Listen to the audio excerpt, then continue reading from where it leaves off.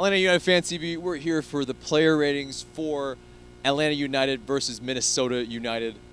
So we got a 1-1 result. It was a decent match, but you know, there were a lot of missed chances actually. So in terms of, let's go from back to front. Ratings-wise, Guzan, what was his rating for you? I mean, 6 probably. It's not like he did a lot. I mean, the penalty, not much you can do with that. So, I mean, he didn't really have too much to save outside of that. So, I mean, a normal standard rating. He didn't do anything bad, so probably just a 6 is fair for him. And we'll go with Zizzo on the right. For him, I give him a 5. Again, he's maybe just a little slow getting back to mark players. It wasn't the best showing again from him today. I want to see more, but again, he's showing that he's a depth piece and he's not really a starter, because Escobar coming on, he was just bombing down the right. He was, the very first touch, he gave a little curled pass right into one of the players. It was just, yeah, he's not showing enough. Next player, Lauretta. What was your rating for him? Probably another 5. I mean, he didn't really do anything great. He didn't do anything bad, but he wasn't a standout. He looks uncomfortable in that position, and I think we've noticed that. We've talked about that on the weekly show as well, that he doesn't look comfortable playing that center back spot, at least for the full 90. Maybe as a sub late in the game, you know, maybe as a depth piece, but he doesn't seem to have that pace to play there. He seems much more, you know, at home playing that holding midfield role and then shielding them and maybe dropping into a sort of back 3 when we're in possession. But as an out-and-out center back, he just doesn't seem to have that pace. I mean, again, he didn't do anything particularly bad, but he didn't do anything that stood out. You know, I'd hope, you know, having his passing ability, that maybe he could build the play from the back a little bit more, but he just didn't do a lot of that. I mean, we had a lot of possession, but it was never really starting out of the back. I felt like Nagbe was dropping deep a lot. He was the one starting the play. Yeah. Next up is LGP. He definitely always, I think, this preseason has had a good showing. I think for me, he gets a 6.5. You know, he was constantly saving our butts in the back line, just last-ditch tackles, but just on point where, you know, the guy seemingly might be through and, you know, comes out of nowhere and just makes that clean tackle. I mean, he loves to make sure you know you're wearing some of it. I mean, part of me, I feel like he kind of like maybe will take that half pace off just so he can make that last ditch tackle, just so he can say, I got you, and slide in there and ruin someone. But yeah, I'd say 6, 6.5. I mean, he's our best center back in my opinion. Parkhurst is good. Parkhurst is the captain. But when it comes to just, you know, being the best out-and-out center back, I think, you know, he's there, and it proves it, and MLS seems to think so because he has one, you know, the top 40 trade values. And so clearly they value him and his ability, and again, he's not on a lot. So I think he's an incredible player, and, you know, I think that once he has Parkhurst there, it'll be a little bit more settled, and once that back 4 is the back 4 that you'll see starting in the opener, I think he'll be even better. Yeah. Next up is Garza. So I'd say a 5. I mean, I think that he maybe even a 4.5. He looked like he definitely had missed a few games. Maybe not fully fit, maybe not, you know, up to full pace. You know, he had a couple of times where he was grabbing at guys' shirts and pulling them back. And, you know, in a regular season game, those will be fouls. And he'll get yellows for those as well, just for grabbing a player's shirt and pulling them back. That's a yellow. Mind you, it's a friendly, so he doesn't get those. But I didn't think he looked particularly strong today. But we all know what he's capable of, especially when he's playing. I think the more he plays at Barco, the more his link-up play with him will do well. It'll grow. I mean, he really is the one that provides the width on the left-hand side, because I think players like Barco are constantly cutting in. So, you know, I think he'll get better as it goes on, but today wasn't a particularly strong showing for him. And next up, we have McCann. McCann, for me, he gave up the penalty, or conceded the penalty. Yeah, definitely a late tackle. It was a pretty clear penalty in my eyes. And beyond that, it just wasn't all quite there. Like the chemistry with Nagbe isn't, you know, just where we want it to be. I think I give him a 5 as well. Yeah, I'm very worried if he is the main depth behind Lauretta. Now, if Shannon has more to show, or if, you know, he's got younger legs and he can chase down some players, then maybe. But I think, yeah, an outside move needs to be made. I mean, my biggest problem with McCann is his wages as well. I mean, what he's on for what we see. Mind you, I think he did a great job filling in at left back last season when Garza was out. I thought he did a fantastic job there. You know, he definitely gave a bit more balance on the defensive side, and he's definitely like a utility man. I mean, we've played him darn near everywhere. I don't. He's frustrating to watch because I think sometimes you know that he can put a shift in, but maybe right now in the system United are playing, that role might not be the best for him. But again, my biggest issue is with the wages he's on and what he represents in the squad. I don't really see how he fits in as a key cog in that machine moving forward. Nagbe today, what did you think? I think it was brilliant. I mean, for as brilliant as he can be, that the pitch you definitely could see takes a bobble a lot. I think he's going to play great Mercedes-Benz, where the pitch is going to move fast. He can play his through balls. I think you can see the quality with him. I mean, he has the ability to see the ball that you might not think is the logical pass. You know, he'll spray the ball out wide when everyone's going down the middle, and you know he has quality there. I think he really needs a solid defensive partner next to him to free him up even more. And I think that you know he is brilliant for picking the ball up, starting the play, but also once you get into that final third, when you dominate possession, you know, like United did today, he's going to be that player that can find that pass to unlock a defense. And I think at home, especially when United are really going forward and teams are really, you know, sheltering at the back, I think he's going to be a brilliant player for that. Really good. Let's go on to let's go to Barco. Might as well.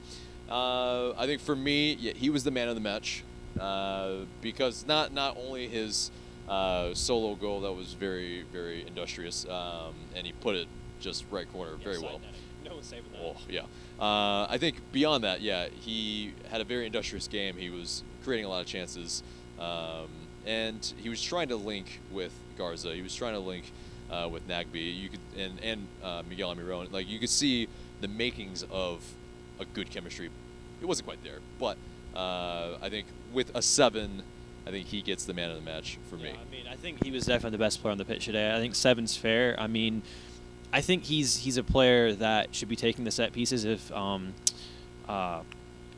why am I forgetting his name? Kratz isn't in. Sorry, I'm just blanking. I mean, because Kratz, he definitely has the best free kick delivery of anyone on that team. I mean, even the team was showing that, you know, on Instagram and Twitter this week. But, you know, I think he whips his balls in with pace. They're a lot more accurate than Almiron's. I think he's the guy that needs to be taken. That doesn't help that he's not very tall. So there's no use of having him inside the box or even waiting outside the box. His goal was brilliantly taken. Cutting in on the right, putting on his right boot, putting it side netting. I thought that was fantastic.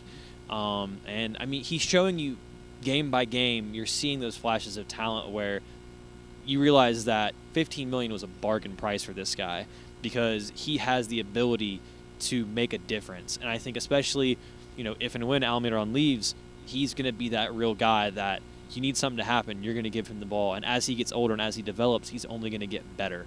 So I'm really excited to see what he has, especially once the season starts. We play our strongest 11, and he's playing in front of, you know, 45 to 70,000 in MBS. Next up, Miguel Almiron. What'd you think? 6 maybe. I thought he lost the ball a lot tonight. He seems a bit maybe not up to the pace of the game just yet. It's hard for me to be too judgmental of him because I and you and us all, we know what he's capable of. It's frustrating to watch him when he tries to hit it on his right foot, or he has a chance and he can't hit it on his right foot. I mean, but so many footballers are like that these days where they're so one-footed. You don't want to embarrass yourself on your weaker absolutely foot. Not. But I mean, I think again, it's going to be more of the more they play together, the more they're going to gel. I mean, United didn't hit their form until they moved into the new stadium last year, so you have to think that it's going to take some time for these guys to come together, but once they figure it out, all right, he's moving here without having to think about it, it's going to be incredible. And I'm really, really interested to see how they all, you know, pair up once we get fully going. Next up is Gressel. For me, it, again, is not a really good showing from Gressel. I want him to do well. It's just not quite happening at the moment. His first touch is kind of letting him down. And you see, like, with that first touch letting him down, he's having to chase after balls and he's losing possession. I think, yeah, for me, he gets a 5. Yeah, it's... When you saw when Tito came on, he just was way more industrious. I mean, he's a lot more direct. He does a lot more of a direct player where he tends to go towards the goal. Or if he's going towards the goal, maybe, drifts a bit out wide, but he knows what he's doing at the ball. And you know that he has, the ability to make a difference with either foot at any point in time. And his touch is usually sound. Mind you, he skied a shot today, but he hasn't really played. Well, he hasn't played at all in the preseason. So, and also we know what he can do from 35 to 40 yards out. So, I feel bad for Gressel in the sense that, like, I think people are getting, maybe irritated with him. It's just preseason. I thought he had a phenomenal season. He didn't win Rookie of the Year by accident, but I think he might be a player that comes off the bench and rotates in when, we might have a cup game or if we have a fixture pile up. But I think that, Tito is going to be that first choice guy on the right-hand side.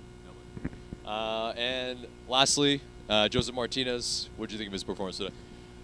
Frustrating, both I think for him as a player and for us. He wasn't really getting the best of service today. Also, he was getting fouled repeatedly, and the refs seemed to not care. I mean, there was obviously the point before he got subbed where his shirt was ripped, and then he ripped the rest of it, and it looked like he was playing with a rain jacket on. I mean, he has such high standards for himself, and he has such a passion for doing well.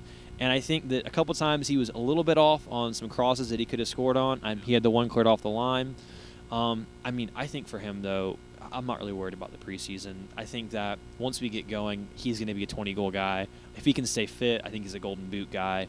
I think we've talked about this before, and, I think that he's going to have even better service this season because teams are going to have to worry about Barco and Almiron and, Villalba and even Nagbe, as opposed to last year. I mean, don't get me wrong, Assad had a fantastic season, but there was something about him that was a lot more maybe industrious, whereas Barco's a lot more creative and dynamic. Right. And I think the teams are going to have to worry about that even more. So I think there's goals in that team. I think it's frustrating that we haven't seen them in the preseason so far, but I think they'll come. Yeah, I think, and Tata said that they're essentially still working on all of that. Like, they haven't really done that in training where they're really, it's all about finishing. It's really been about the little bit of touches, and it's been about the fitness, about being able to last an entire 90. So I think it'll come. It's just hopefully we get it ready for the season against Houston. So against our bench players that came on. Sorry, we had Tito come on. We had Escobar come on. What did you think of their play today? I thought they did really, really well. I mean, Escobar was brilliant when he came on. I think that he's definitely going to be the first choice right back going forward. He offers a lot more than Zizzo does. I mean, he has the ability to create from that right back position. I think more so than Walks. Walks was brilliant and he was very strong defensively, but I think Escobar has that bit of trickery in him that he can make something happen. I mean, he drew a brilliant free kick. And I think he sold it after really well. So I think he's going to be, he just needs some time to play with Tito and then see if they can get a combination going down the right-hand side. And if they do, then you're going to have combination plays from both wings, and that makes Atlanta United a very, very dangerous team moving forward. So, match rating for those two? It's tough because they didn't play that long. I mean, maybe 10, 15 minutes tops. Tito, I think he came on and made a difference immediately. He had one chance in the second half where I wish he would have been a bit more direct at goal and gone straight at goal, where he kind of drifted wide and then crossed it in, whereas I would have liked to see him try to drive that ball at the far post with his right peg because he can put so much on that.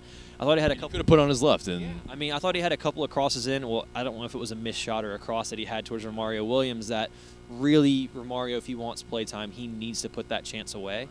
I'd probably Tito, yeah, like it was cross after cross in the last minutes. He was putting balls into the box, and that's what you want to see from a player of his caliber. And they were quality balls by almost all accounts. So I mean, for the short time he was on, I'd say he's definitely like a 7 because he made a difference when he came on. He changed the game when he came on. And Escobar as well. I mean, I'd 6. He had a couple of nice moments in there, but it wasn't just like, wow, he did something amazing. So I don't want to give him too high, but Tito I was glad to finally see him in training. Cool. Well, that was our match rating for Minnesota United, and we thank you guys so much for watching. Remember to like, share, and subscribe, and we'll see you in the next video.